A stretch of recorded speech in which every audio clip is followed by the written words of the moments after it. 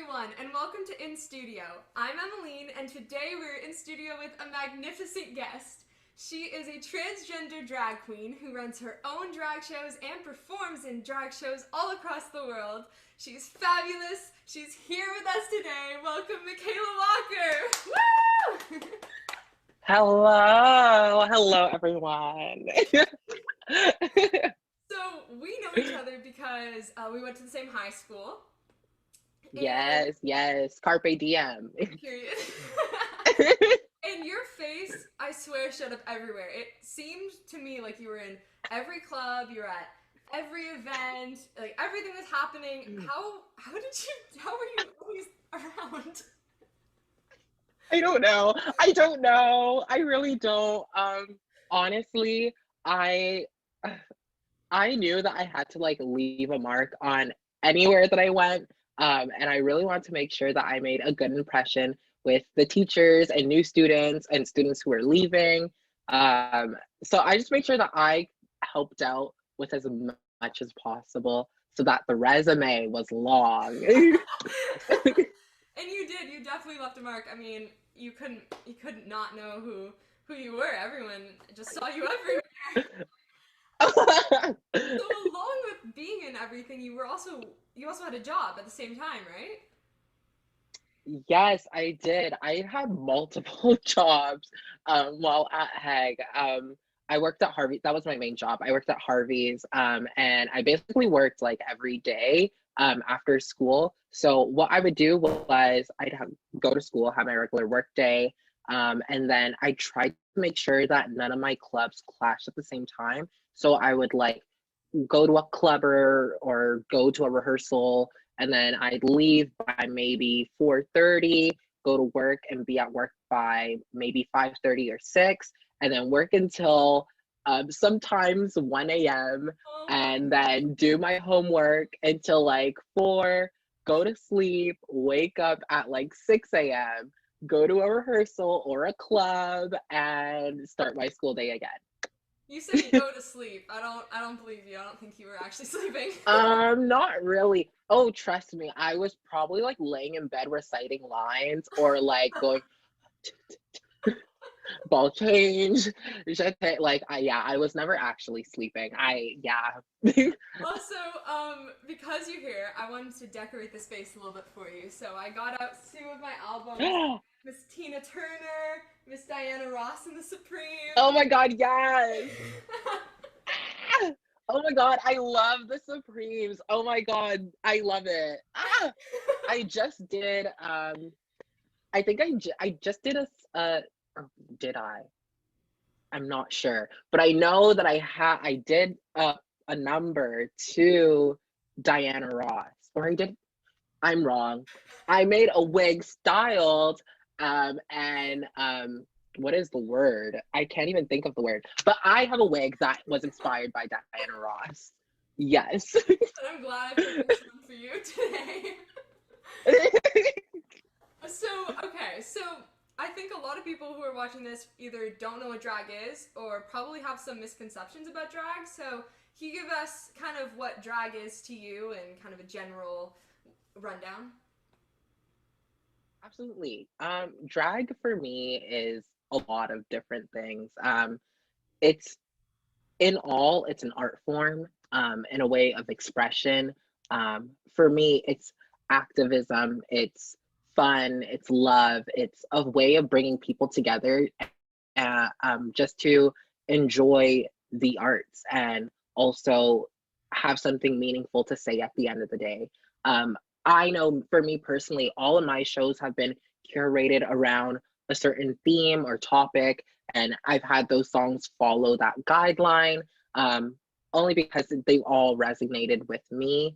The last show I just did, Back to the Homeland, was obviously because it was Black History Month. I really, really wanted to do it. It was something I've wanted to do since I was in like grade 9, and it was really just about um, bringing my roots and what makes me me to the forefront, and showing the world that you can be black and queer and trans and love it so much and wholeheartedly. And yeah, that's what drag is to me. It's just being expressive, but also still having something to say at the end of the day. That's amazing. And I see a lot on, you promote a lot on social media about, queer rights and trans rights and honestly every rights. Yeah. And so I think that's awesome that you're incorporating that. You're incorporating that into what you're doing, and I think that's really powerful. Yeah, So it's really important. yeah, Oops, sorry. keep going, keep going.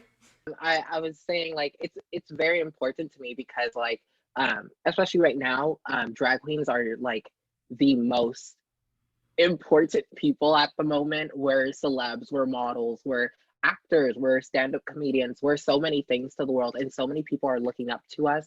Um, and I think it's really important to make sure we're using that platform, whether you're a drag queen, whether you're a celebrity, with anything. Like, I think it's important to use whatever platform you do have and talk about the things that are not being talked about because it's just freaking important.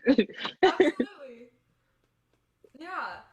So kind of what you said, drag queens they're kind of everything. And I think you hear a lot like drag queens kind of fitting into a category like she's a comedy queen, she's a fashion queen. Where do you think your drag, Yes. if it is in a category, kind of resonates most? Honestly, and it's unfortunate because of COVID, but I consider myself a dancing queen. I performing is just my thing. I love performing. It's everything to me. I try my best to make sure that exudes through the camera when I do my live shows through um, my laptop and my phone.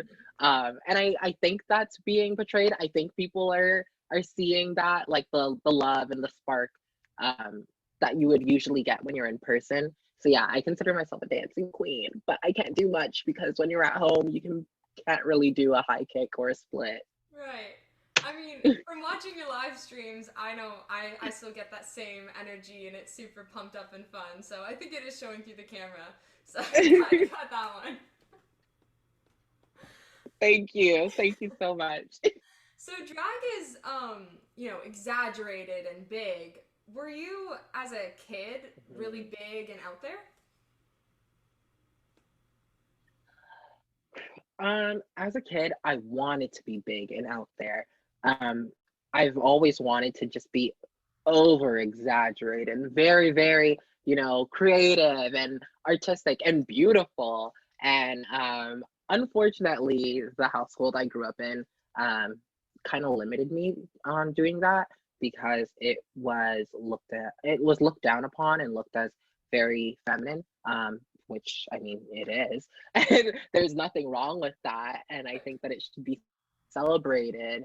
I think the things that made me different from everyone else in my family should have been celebrated. And unfortunately, it wasn't, and they have their reasons. And I think now I'm headed in a good direction with everyone in my family on making sure that they're not doing the same thing to the kids that they're having now, because those kids are ultimately our future. Right, absolutely. And we can come back to sort of this stuff a little bit later on because I think it'll come into play. But I'm really interested in Mhm. knowing, how did you find drag? So I found drag when not my friend, my cousin, who I think of as a friend because we're just so close, but my cousin was watching season 8 of RuPaul's Drag Race, and I was like, "What the fuck is? Sorry, I can't swear. What the hell is this? Like, what what is this?" And I was so intrigued by like how they were doing their makeup and all that. And that was the first time I seen one, but I wasn't as intrigued. I was just like, wow, I don't know what that is. Cool. What's next? Right. I just like moved on. And then it wasn't until grade 9, what happened? Grade 9, I had my first theater production with my grade 9 class. And when they were doing my makeup, because we all had to look like birds. So I was a blue macaw, and someone had done my makeup to look like a big blue bird. And I was like, whoa, this is so fascinating. What the hell is this? And ever since then, I was just like, okay, maybe I should start doing drag because this is fun. And yeah.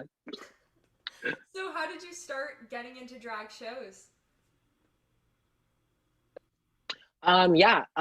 So actually my first drag show was at Earl Hag. Yeah. And that technically okay. Technically my first time performing in drag was in Urinetown. I don't know if you've seen that, but that was my first time performing in drag.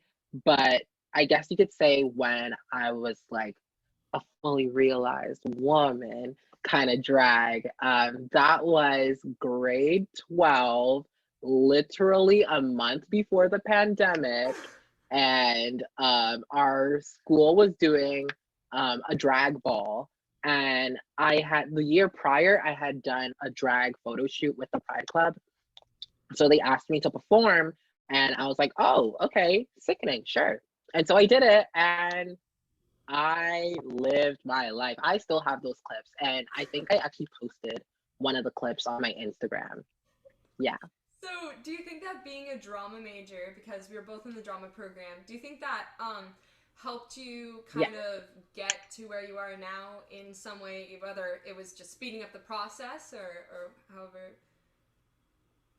absolutely, absolutely. Theater, honestly, I think arts in general, everyone should like take it seriously at one point because it really does help you figure out who you are as a person and what you're interested in doing in life. And theater really helped me understand like how how like for example exuding emotions and how that can play into changing the dynamic of a show. It could be totally different if someone is looking you in the eye and saying, oh wow, I really love what you're wearing, and then we're going like, I really love what you're wearing, and that helped me with my drag because it helped me um, read the lines of the songs I'm memorizing and be like, oh my god, okay, I can sorry, not incorporate, I can something. I don't know what the word is, but I can look at this and take it in so many different directions, and it can mean so many different things for other people. So that is how theater helped me. With dance, it helped me a lot with movement, which I needed a lot, and I'm so grateful for that. So, what about drag attracted you to it? What was it that you were most kind of got an interest in? Honestly, it was the fact that I could dance, do makeup, and theater all in one because oh my God, I literally remember being so frustrated because I couldn't decide between going to theater school or going to dance school or going to fashion school or even applying to go to beauty school. I really couldn't decide. And so um, at the end of the day, I ended up actually only applying to theater school and fashion school. And midway into fashion school, because that's what I decided to go with, I realized I was like, ah, I miss drag because drag had it all in one. Like I didn't want to just focus on one. I want to be able to focus on all and also be able to still um, uh, grow creatively, and not just be stuck in a book. So that's what really intrigued me about drag is the fact that it incorporated all the things I loved, and also reaching out to people. Right. I mean, in the same way that's why I love doing musical theater because it has singing, dancing, and acting. So I really feel you on that one. Yeah. Um, so what do you think the biggest difference between who you were before doing drag and who you are now is? Oh, oh, two different people. I don't even know who that person was. I don't know who that is. But honestly, the person I am today is the person I was drawing in my books when I was younger. And I actually just realized that as I was saying it. But when I was younger, I used to love drawing, even though it was horrible. But I loved drawing at the end of the day, and I loved drawing women and specifically, and the different dresses and how their makeup would look and how their hair would look. And I really loved doing all of that and seeing all the bright colors. And um, it was unfortunate because all those things I was drawing, I knew I wanted to be. And especially seeing my mom when she was getting ready, and seeing my sisters, just seeing the transformation of, putting on a dress and how that would make someone smile, or how that would change the posture of how they were sitting, or how it would change the way they talked. It was very powerful to see. And I'm so thankful for all the women in my life that like raised me, because seeing all of that is basically what allowed me to be like, you know what? It's okay. You can do you. And here we are. And this whole fantasy has gone from a sketchbook to a living person. I love that. I think that's so awesome. It's like when you see the little kid drawing a superhero in his book and dreaming to be that, and now you're a living superhero. Literally. And it feels amazing because I get messages, I wouldn't say every day, but I get messages every so often that are like, "Oh my God, you inspire me so much. I love you. You're amazing." And like for me, honestly, I doubt myself a lot. I put myself down a lot, and I'm learning to be better. But sometimes I don't see that for myself, and I see the work that I'm doing isn't good enough. And hearing that from other people really means a lot to me, because it shows that what I'm doing is making a difference in someone else's life. And ultimately, that's what I want. I want to be able to make a difference in someone's life. Well, I can tell you personally, you are a huge inspiration to me. So hearing that even someone like you would do it yourself, that's really powerful because I mean, from the outside, you look like you're just killing it. You're getting everything. So I think that's really interesting that you have that doubts too, because it I could looking at you, I'm like, what does she have to doubt about? Are you kidding me? Oh my God, I'm telling you. And it's always the people who don't look like they're doing bad. Like they look like they're getting by. They're they're doing freaking amazing. It's those people who are honestly going through the most. And I can say I've definitely learned a lot about myself and how to love myself. And it's great that I've done all that work, because now I can teach other people on how to love themselves as well. And it's been really, really amazing to see how much work certain people have done. I always tell people, like, you guys are all my little babies. I love you all. I'm Mama Makayla. You are now a part of the Walker dynasty. Like, I love them all. They're amazing. I love that. And I think a really big misconception with drag is that it's only for men dressing up as women. But Yes. obviously it's not. I mean, it's for anyone who wants to do drag, right? It's for everyone, yeah. I'm glad that you brought that up, and I'm so sorry if I cut you off there. But it really is for everyone. It's like I said, it's an art form. It's a way of expressing oneself, or expressing what's going on with society today. Um, it'd be awful if someone told a woman like, you can't be an actress. No, hello, we are not in the dark ages anymore, babes. This is not some Shakespearean times. Drag started out, drag has been here forever. Like, honestly, it's really been around forever. If I was to say what's most notably written down, it is more commonly known as something that started out during Shakespearean time, because as we all know, women couldn't act, so it was basically just for men. Um, and that's essentially where it started out. But I would say where drag actually picked up was when trans women were using drag to show who they were and who they wanted to be. And it really did start there as a performative, the way it is now, where it's like lip syncing, dancing, comedy, all that. That's where it started out. Trans women just expressing who they wanted to be. And so it's really sad to see some people kind of ignore that.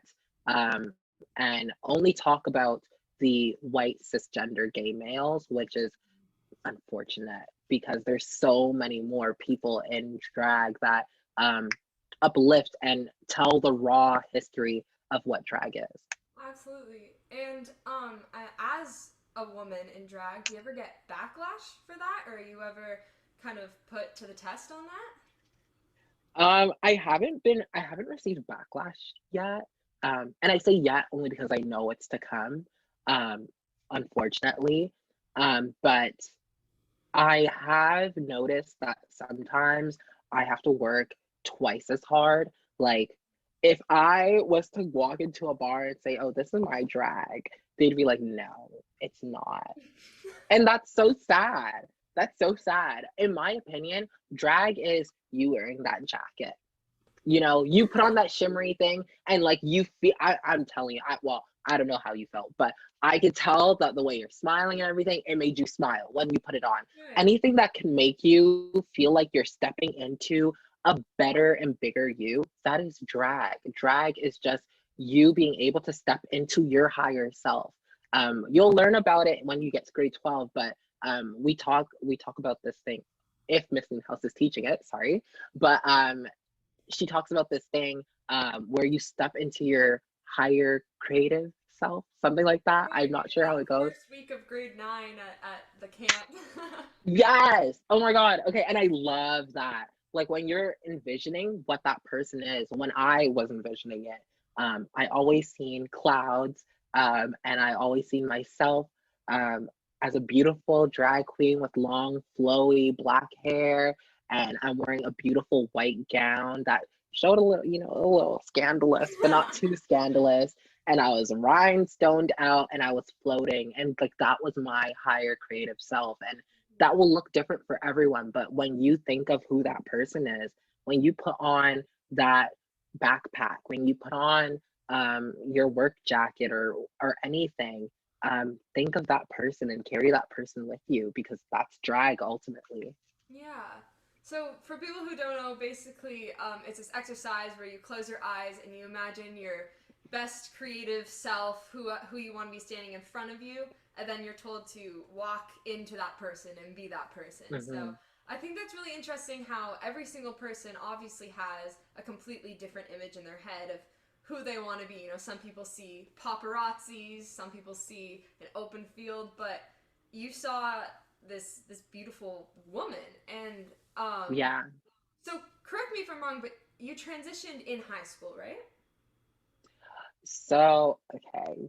This is the part that everyone goes, ah, you're lying. So I actually never did transition. Okay. And I still haven't. I never have. My my transness for me really ultimately just came to my name and pronouns. And so it's different for everyone. I know everyone goes through different, I don't want to say phases because that's really not the right terminology, Mm-hmm. but everyone has their own thing where they're like, Different path. this yeah, different paths. And so um my path for me was just being referred to as she, her, and Makayla. And so in high school, I did ask everyone to refer to me as Michelle, Mm-hmm. and I realized that that wasn't for me. I realized that name didn't fit my personality and who I was. And then I had said, okay, I'm going back to he, him, and using Miguel because like none of the names just fit for me. And I was like, I don't want people being confused. And then I had changed it again when I met, sorry, my ballroom family. And if I have the time to quickly say what ballroom is, um, ballroom is essentially a competitive sport made by Black and Latina trans people, where there's a whole bunch of different categories. A lot of people know about voguing. That's a category that was actually made in ballroom that people now use around the world. There's realness, which is what I walk, and realness is just about serving the realness of, looking like a woman, feeling like a woman. And then if you're trans man, you'd be serving the realness of looking like a man, obviously. And there's a whole bunch of other categories before I really get into it. uh, I try to backtrack to remember where I was. But yes, when I met that family, House of Louis Vuitton, and we all um, kind of just, they all just helped me and supported me with the person I wanted to become, and helped me come to Makayla. And that's when I was like, oh crap, I really like this name. And here we are. I mean, it's a beautiful name. I don't blame you. So the people surrounding you had been calling you different names. They'd either been calling you Miguel, or for a little bit there was Michelle. When telling them to call you Makayla, was it ever, or Michelle too, was it ever weird hearing someone who, for your entire life, had been referring to you as a completely different name, call you by one of, like a different name than you had been used to be, than you had been called before? Yeah. Um, Honestly, uh, it's weird, and it's a lot to get into. But at first, when I was being called Miguel, because I was so female presenting, sorry, femme presenting, I believe that's the right terminology, femme presenting. Um, it was hard hearing Miguel all the time, especially because unfortunately we do live in a world where if you look a certain way and your name doesn't match up to it, you could be hurt really bad by bad people.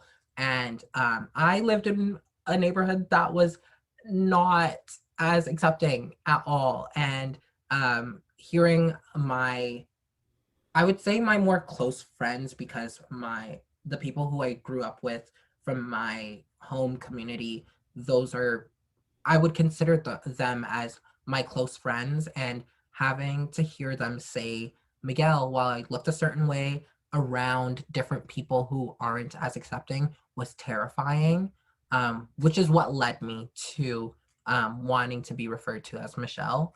And hearing that name change, um, at first it was liberating, and then it felt like this is uncomfortable. This isn't for me. And it was also interesting because some people had a hard time making that transition, Right. which I will say that is not an excuse. That is not an excuse at all. If someone's referring to you as the wrong name, that is inappropriate, and they should be called out for it 100%, um, unless they apologize for it. But there's only a certain amount of times you can use an apology, and that was frustrating for me, which is why it led me to go back. And by that point, I was like, I'm never going to change my name again, because I don't want people thinking that I'm unsure of who I am and who I want to be, which again is okay. It's fine to not know who you are and want to be changing your name and changing your pronouns all the time, because we are still learning, especially when I was only 17 at the time. It's okay for me to not know who I want to be or who I'm becoming. So that was the most terrifying part. Um, and by the end, when I got around to Makayla, um, I kind of got to a point where I was just like, why do I need to come out? Why do I have to like announce to everyone like it's my grand wedding? Like, so stupid. Right. Like it was just dumb to me. And I was just like, I don't even care. And so I just put it in my bio. I made a post. And ironically, it was on the same day as Trans Visibility Day, I think it was. Um, I didn't mean for it to be on that day. It just so happened. And I wrote a little message and I said, love Makayla, hashtag Trans Visibility Day. And then everyone was like, oh, cool. And I was like, okay. Moving on. And yeah, ever since then, it's been really great. Some people didn't pick up on it, some people did. And for the people who didn't pick up on it and choose not to, that's their problem. They're missing out on a fabulous life, darling. Period. And yeah, now I'm just living my best life. So, if someone were to forget or not know and call you by Miguel, Mhm. would that bring up any emotions, or would it have if you were maybe in an earlier, a little bit earlier on your journey? Um, it's it's kind of hard to explain, but I get like this like almost like my heart sinking kind of feeling when I hear it out in public. Um, it's just it's kind of terrifying only because like I when I hear it, the first thing I do is I look around and just to make sure no one else heard or that they're not acting weird or out of the order. Um, because it's just like that's my why is English not in my brain today? Oh my god, I'm so sorry. I should have done like a spelling bee. Yeah, Great, don't worry. even grammar. Oh my god, look at me. Wow. But yes, hearing the name out in public was just terrifying for me. Um, I don't even remember the question, so I'm gonna leave it at that. Well, I think that's really kind of hard to hear that, because I mean, at school before you were Michelle, Mhm. um, I mean, everyone, I think that from what I could see, everyone's just yelling at each other and running up to each other. So, I mean, to hear that it was not a happy thing is definitely something that I think is important for people to hear, because it's not something just like, oh yeah, I just changed my name. Yeah, It's a different, it's earlier on your journey, and it's a different, I guess, kind of version of you. yeah, yeah. And honestly, yeah, it was at first when I first changed it to Michelle, I hesitated a lot. And people don't realize this, but anytime you see something that I do, it's been thought about at least a couple weeks or months before I even said anything about it. And so um coming to the decision of saying, "Hey, my name is Michelle" at the time, um, was very very scary because I was in my final year of high school, and not only people in the school but people outside of the school were really getting to know my name. And I, honestly, it sounds stupid because it was only high school, but I quite literally built a name for myself and Mm, people knew who I was. And absolutely. I didn't want to change it and then have everyone be like, I don't, who's Michelle? Right. Like, who's this person you're talking about? So that was terrifying for me because I was just like, ugh. I don't want to do this. People are not going to know who I am. I'm going to have to rebrand. Um, and then I ended up doing it because I was just like, your safety, honestly, is most important. Um, and yeah, that's when I made the change. Yeah, I understand what you mean. I mean, a name is how most people identify someone in their brain. So Mhm. building up kind of credentials underneath a name and then changing it, obviously you don't want, like, you still did. You were still the same person who did that. Yeah. Just with a different name. So I completely understand that. In Toronto, is the drag community super open and accepting? What's it like in Toronto?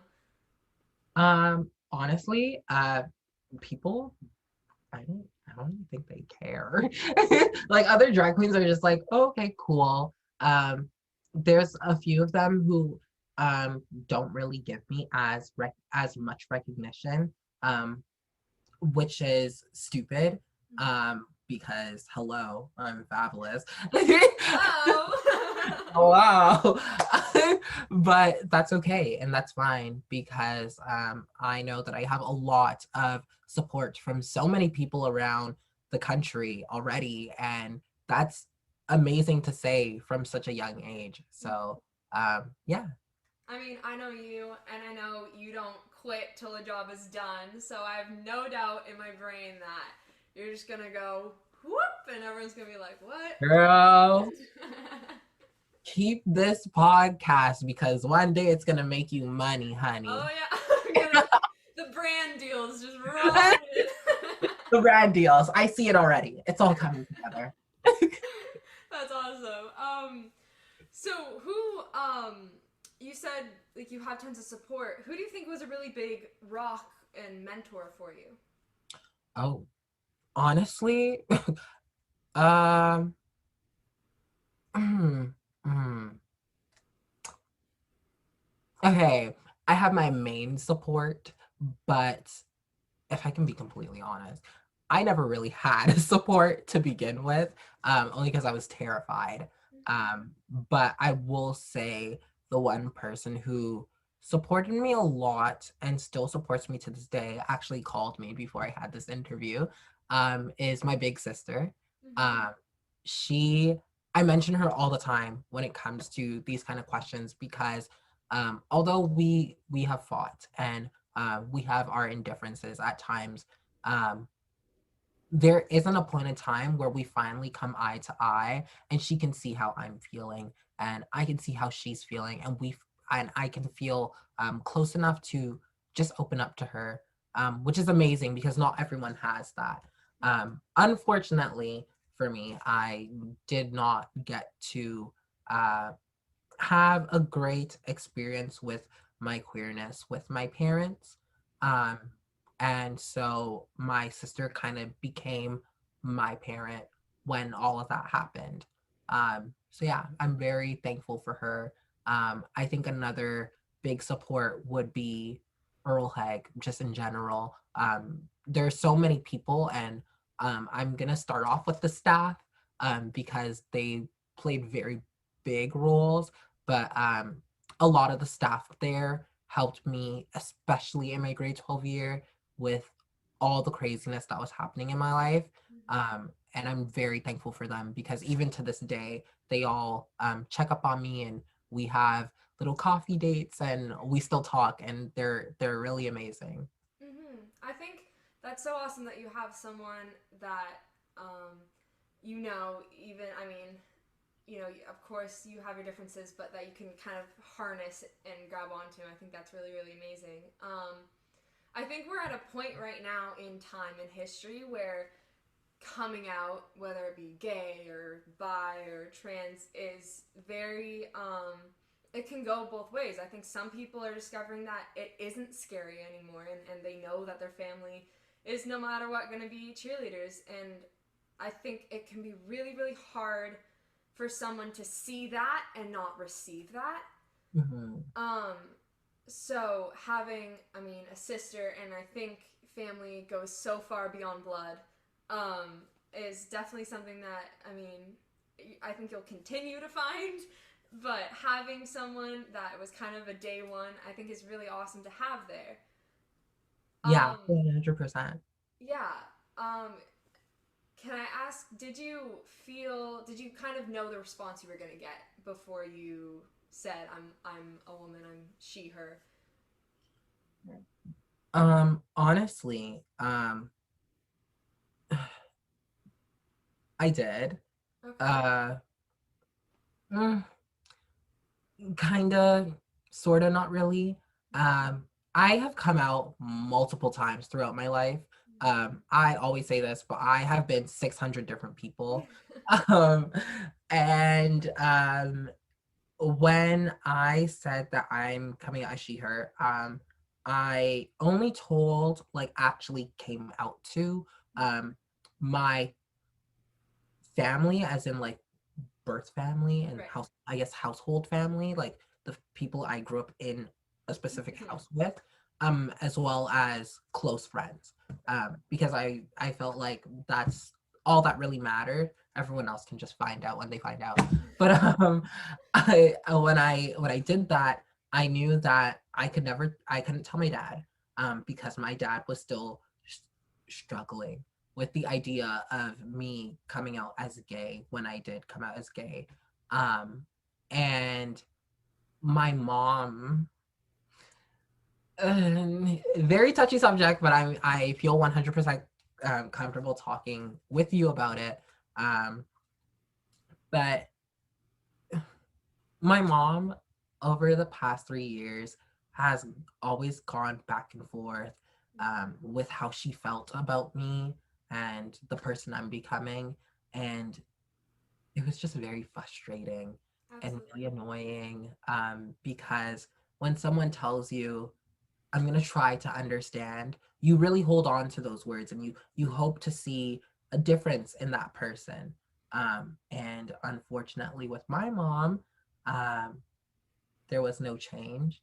And there were times where, you know, she was comfortable enough to be around me in full makeup or with a mini skirt on or having my hair done, even though I look good. You know, it it was still hard for her, and it was still hard for her to tell other people.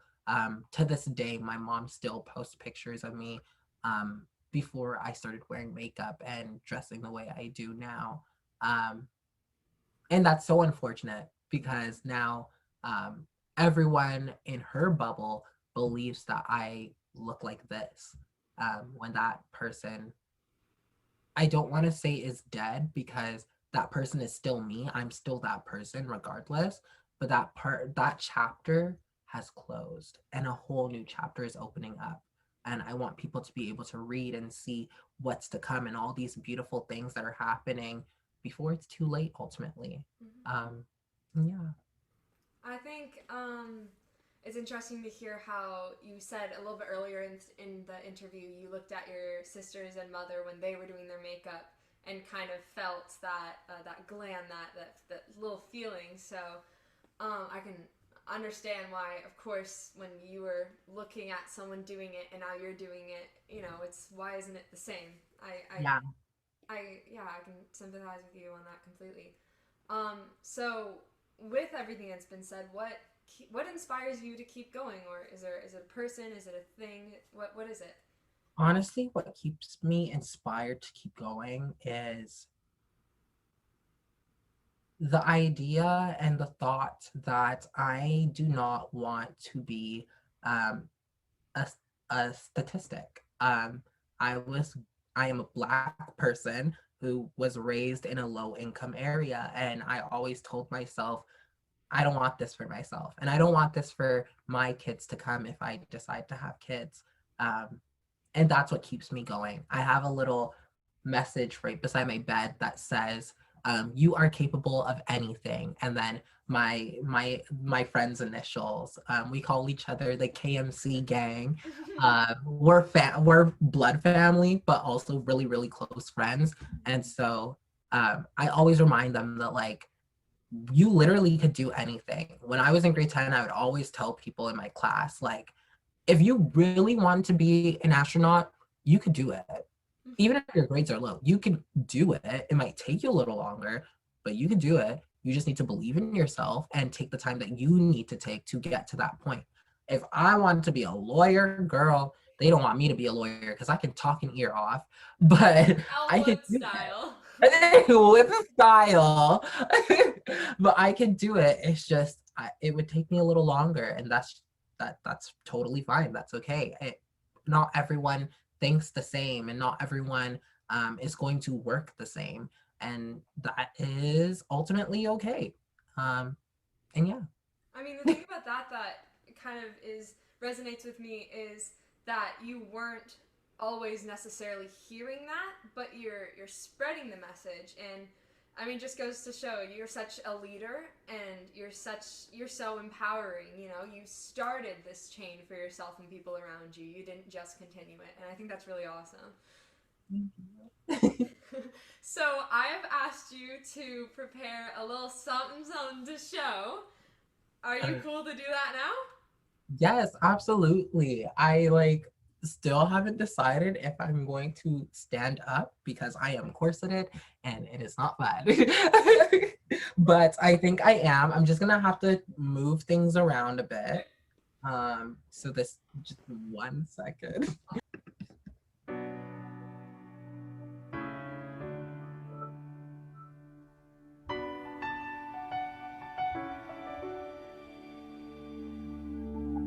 I am not a stranger to the dark. Hide away, they say, 'cause we don't want your broken parts. I've learned to be ashamed of all my scars.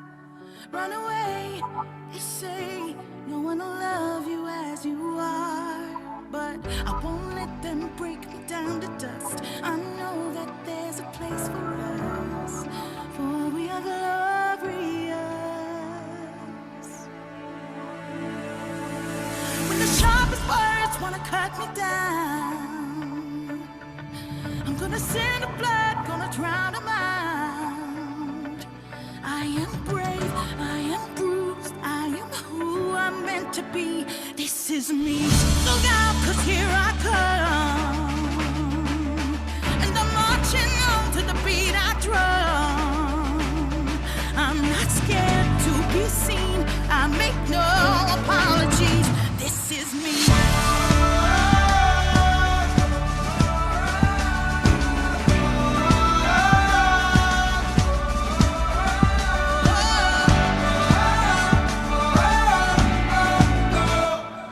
Another round of bullets hits my skin.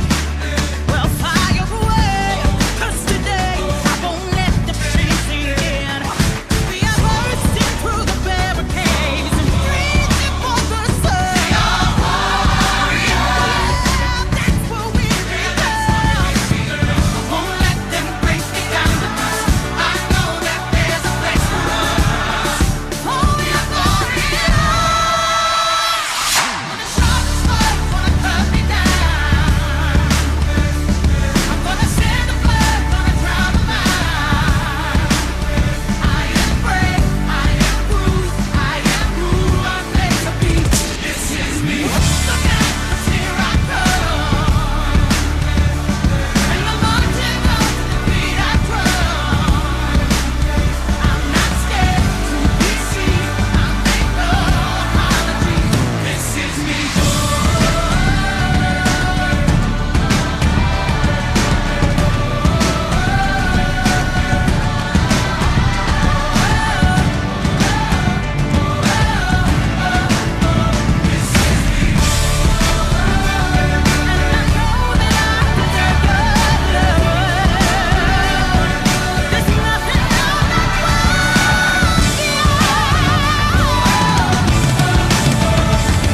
When the sharpest words wanna cut me down, I'm gonna send the blood, gonna drown them out.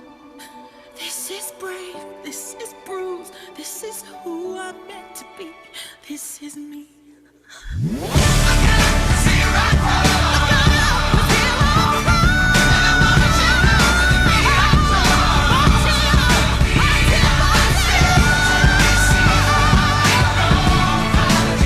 This is me.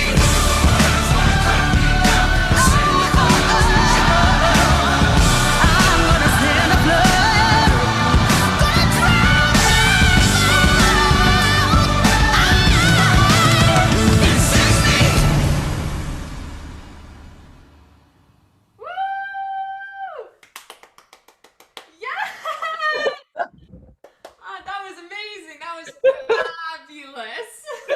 Thank you. I mean, how We can need to make someone sure. else? Look at you go. I love it. I just want to make sure, was that all synced up? Because sometimes Zoom makes it a little laggy. I think it was from what I could see. Yeah. Okay. Okay. Okay, wow. I just wanted to like get up and dance with you. So, I mean, you make it seem so natural. I mean, it just seems like you were kind of born doing it, but you really do like you create routines and, and rehearse them, right? So what's that Yeah. process like? Sorry, I just need to catch my breath. You should Ooh, show of a lifetime. You're all good. now, okay. Alrighty. When it comes to creating routines and everything, I'm no stranger to that. As you know, I've been choreographing and following different routines for a very long time. And so for me,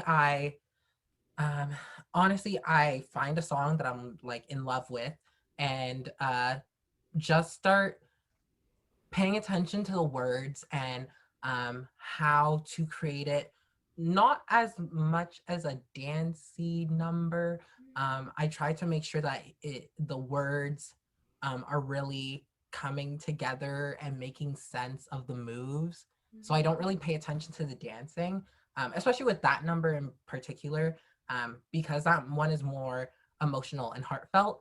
Yeah. I don't focus on the dancing only because I want to make sure that the words are being um, felt first. And then once I get to that, I'm like, okay, what are the little things that I can add to this that will create choreography, basically? And that's when choreography starts to come in, um, for the numbers that need the choreography.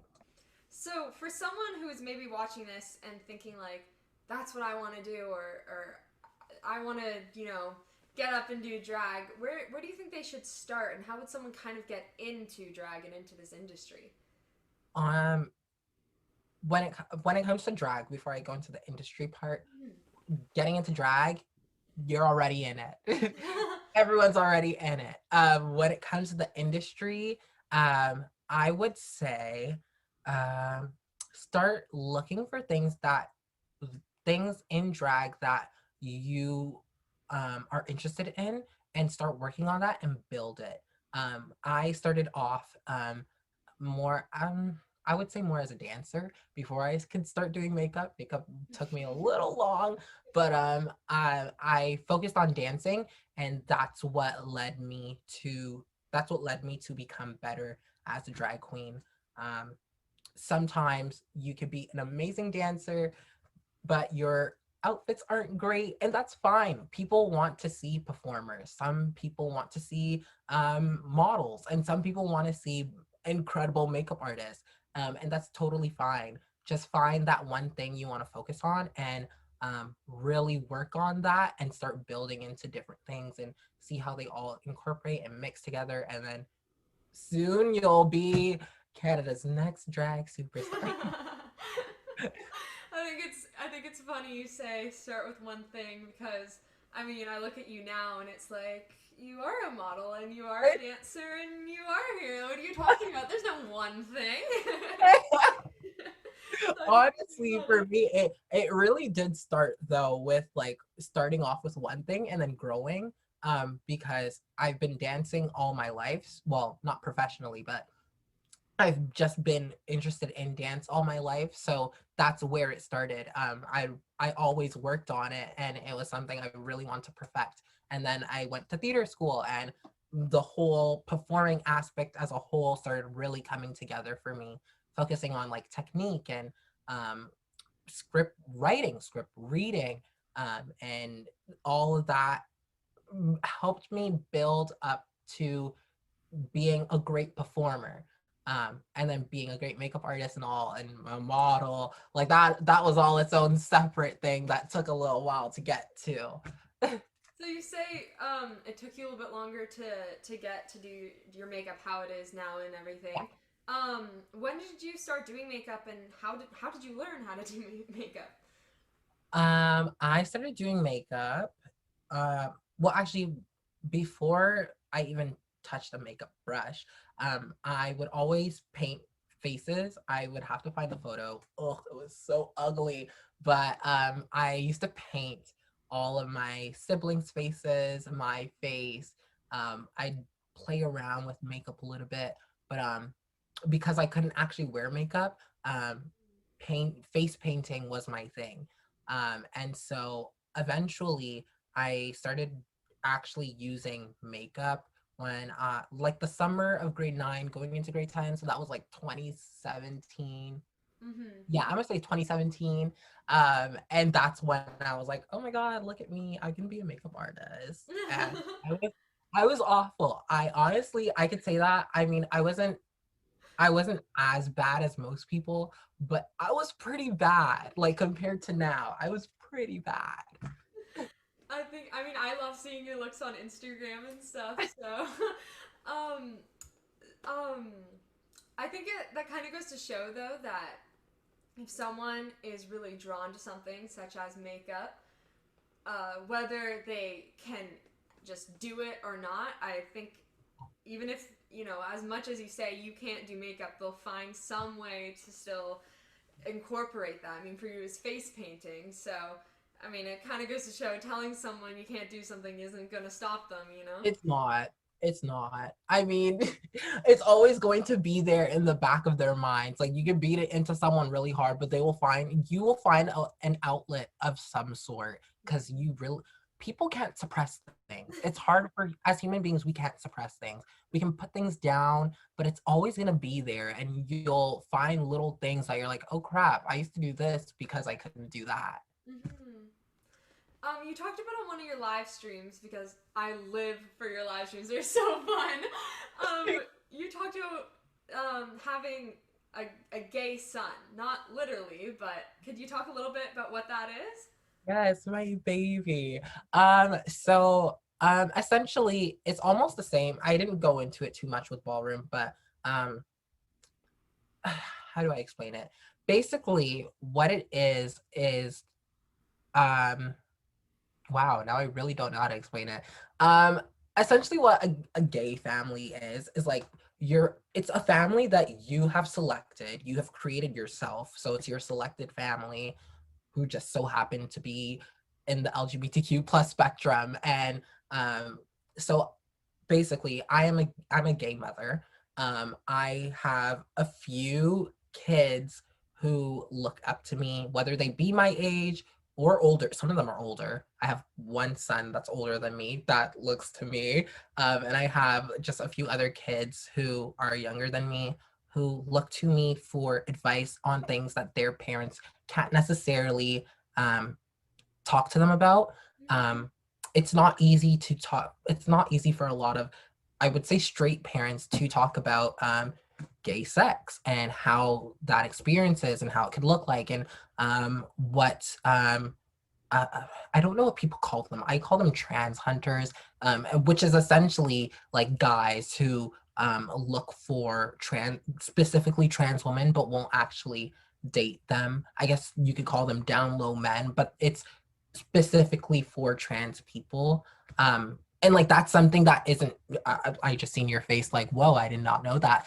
You wouldn't know that because it's not. It's something that's not really talked about, right? So yeah, that's really what what a gay mother is. A gay mother or gay father is just there to make sure that all their children are aware of all these different things that are happening with their community, really. Right. I mean, for straight parents, um, whether it's that they want to pretend their kid isn't gay or just that they don't have the life experience to know what to say, Yeah. I think it's so important to find a community. And I love that that's a thing too. Like, I mean, I can't really put myself in that position, but I can absolutely see how important that would be for sure. Yeah. Um, yeah. Especially for me personally, it's a very, very important role. I don't talk about them out in public because none of them are actually out.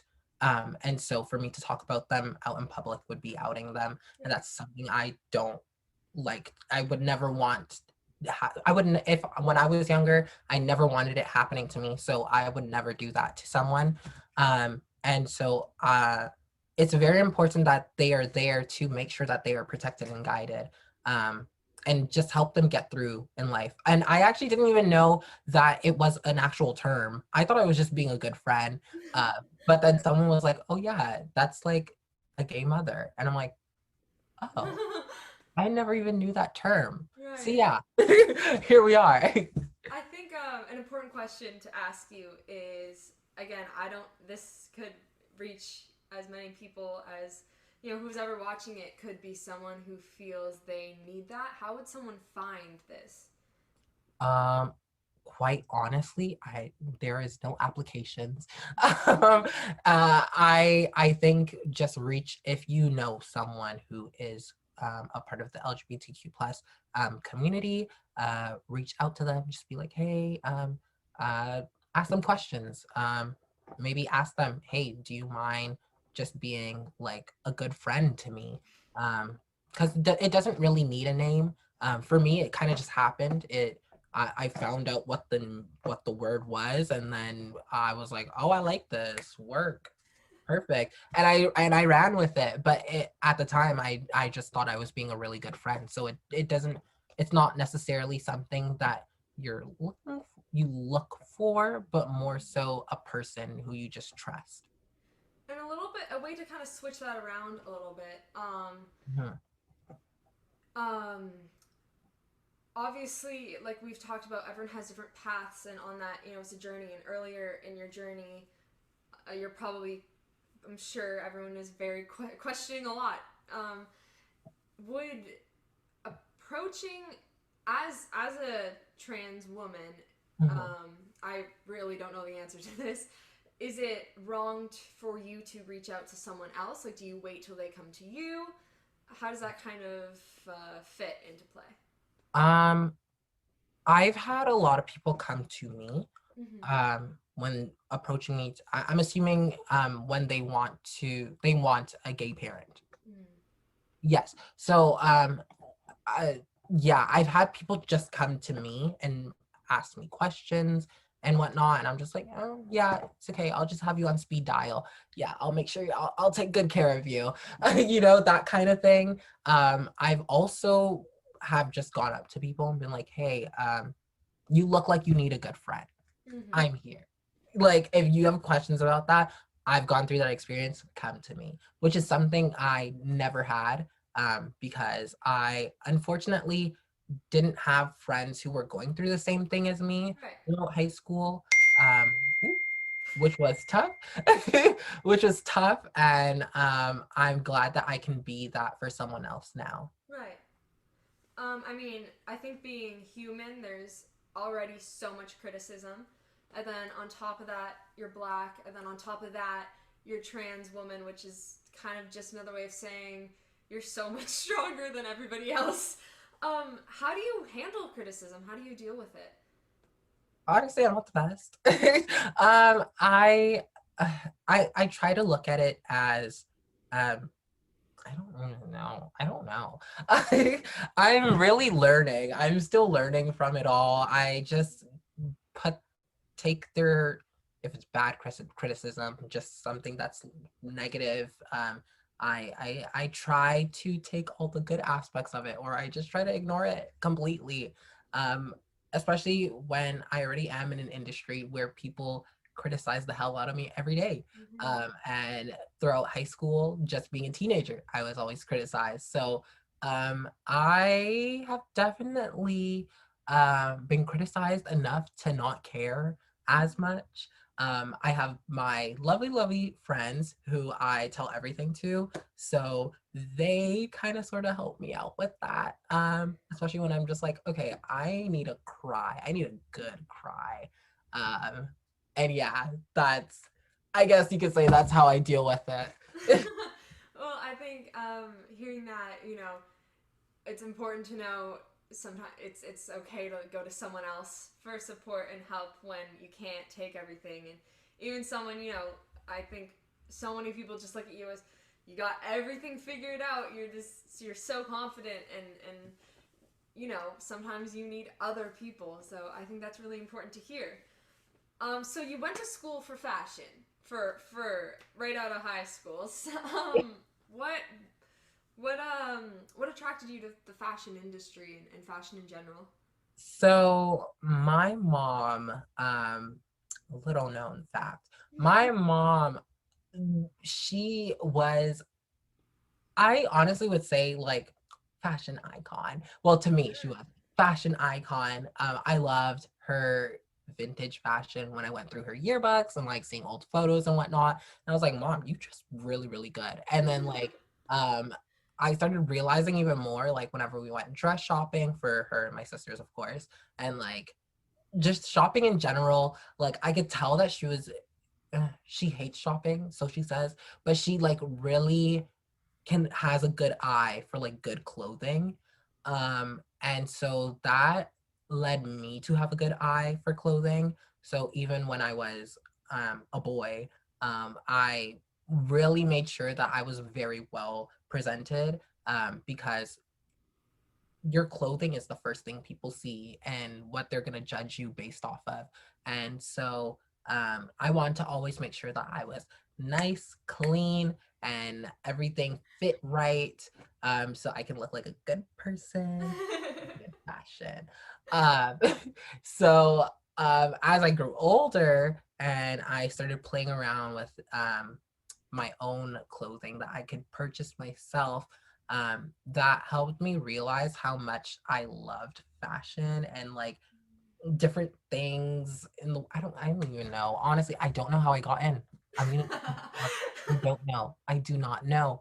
But all I know is I love clothing and I love styling people. And if I could, I would have a clothing line, but I do not. We're waiting for it. It's to Still come. waiting for it. Coming one day. So you would sometimes come to school in drag. I remember it was very exciting. You'd hear it. I mean, that was the first thing I actually ever found out about you. I was in grade 9, and our teacher was like, "This, you were a he when I was in grade 9. He's coming to school in drag." I don't remember if it was like the carnival day or whatever, but that was the first time I ever saw you and kind of registered who you were. So I mean, you got the school buzzing for that, and I being so excited. Oh my god. Exactly. I completely forgot about that. Oh my whole high school experience has gone out the window. Um, yeah, okay. I honestly, girl, I used to just like dress up for no reason because I felt like it. And like I remember That's in the grade, reason. yeah, there have to be a reason. I don't know. I love sparkly things. I love being all glittery, and I love when all the eyes are on me. Spotlight, take my picture. Wow, you know. So yeah, getting up in drag every day for no goddamn reason was just my thing. And I love that. I mean, I had I had never seen a drag queen before in real life. I watched RuPaul's Drag Race, and it was so foreign to me. And then seeing it, she just walked past me. I was like, oh my gosh. Was it hard to come to school in drag, or did you? You Um, said you found it an accepting place, so.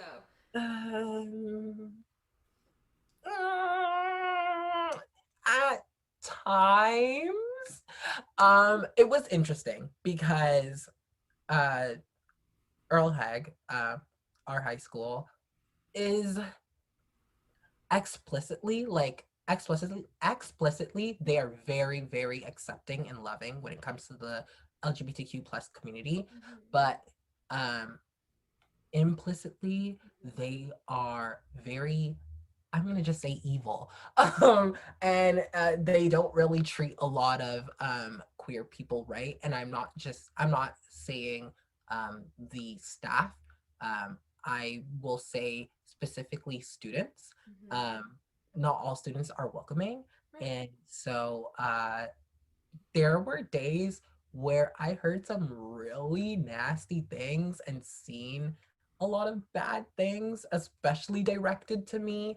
Um, but that was just like another, it's okay, not everyone's gonna love you kind of thing. And it made me really strong at the end of the day. I mean, Earl Hag's the biggest high school in Canada, so I think you're gonna get someone there who's like, yeah, woo, and you're gonna get someone there who thinks it's wrong or whatever their own Absolutely. views are. So, I mean, the fact that you came to school anyway, though, and it was multiple times, it wasn't a one-time thing. I think that it does show how strong you were, and I think it also shows them that you weren't gonna stop. You were just gonna do it, and their opinions really didn't matter.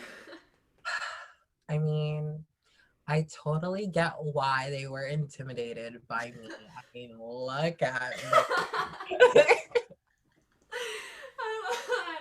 I mean, you were someone who, like, from my view and from people I was surrounded with, everyone wanted to either be you or be friends with you. There was no other. There was like it was one or the other. It was either can I be you or can I be friends with you? Oh my god. I okay. I honestly did not really see that. I didn't. It's funny because after when you graduate, you reflect back on high school and all the things that were going on. And like all my friends would be like, yeah, you were definitely the popular one. And I'm like, I don't see that. I don't.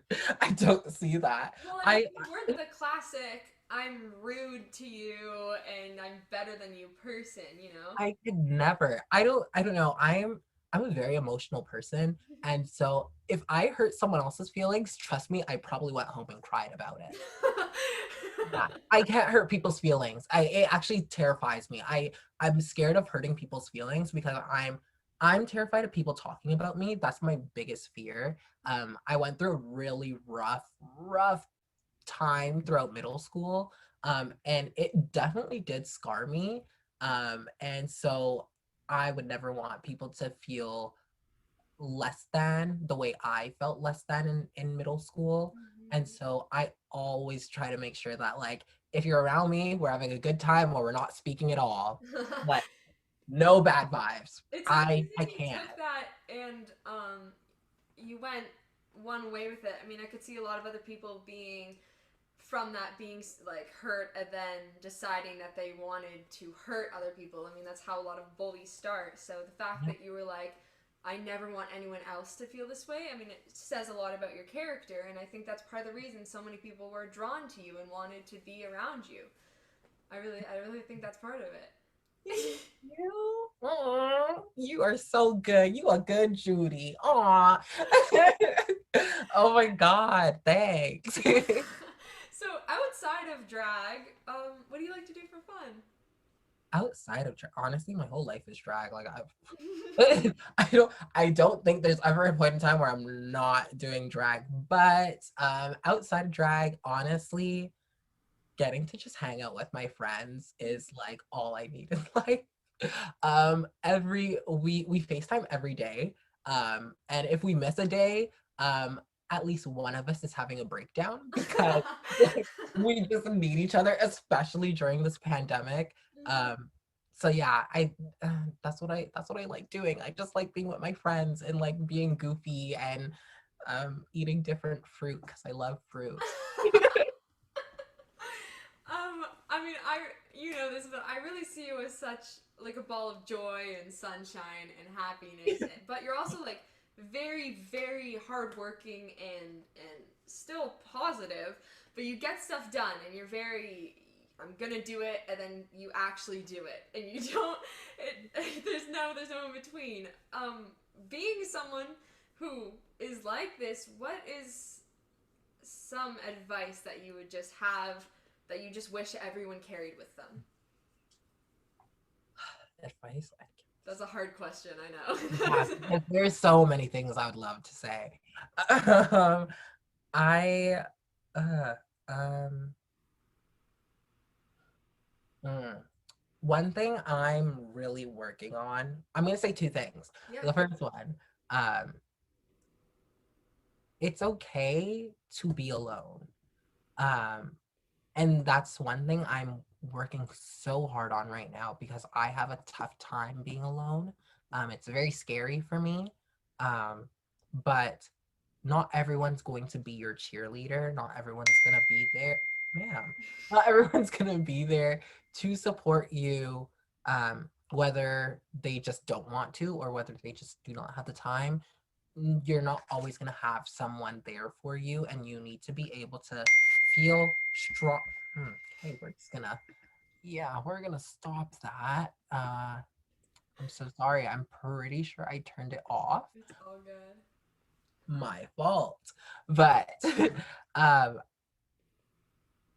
yeah, I where the hell was I? I don't remember what I was talking about, but yes, being alone is okay. It's fine. Um yeah, you are loved, you are respected. I love you and I respect you. And I'm talking to all the viewers, even you. But um just don't be scared to be alone, and also don't be scared to reach out to people because so many people are out there to help you and support you if you really can't be alone. um there's always someone there that is willing to listen to what you have to say and support you in any way possible. That's awesome. So we're gonna play a quick game. Games. Before that, is there anything else you want to add? Running. I'll link your social media and stuff in the description. So Cool. I'm so excited. Right. I did not wear nails today, and I feel like that's such a problem. You're good. So it is time to play Quick Quirky Questions. Woo! Basically, I'm just gonna give you 35 seconds, and we're gonna run through as many questions as we can get through. It's this or that, and you just have to pick one, and just don't even think about it, and keep going. Okay. Are you ready? Sure, let's go. Okay. Here we go. Tea or coffee? T. RuPaul or Michelle Visage? Michelle Visage. Trixie Mattel or Bianca Del Rio? Bianca Del Rio. Movies or TV shows? Movies. Nicki or Cardi? Nikki. New York or LA? Say it again. New York or LA? New York. Glam or natural? Glam. Instagram or TikTok? TikTok. TikTok or Snapchat? TikTok. Theater or film? Say it again. Theater or film? Theater. Cats or dogs? Dogs. Splits or the death drop?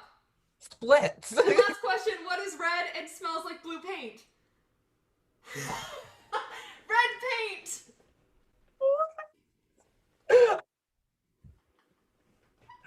What? The last one. That was a setup. I was just set up. What kind of question was that? Oh my goodness. Ugh. I was set up, y'all.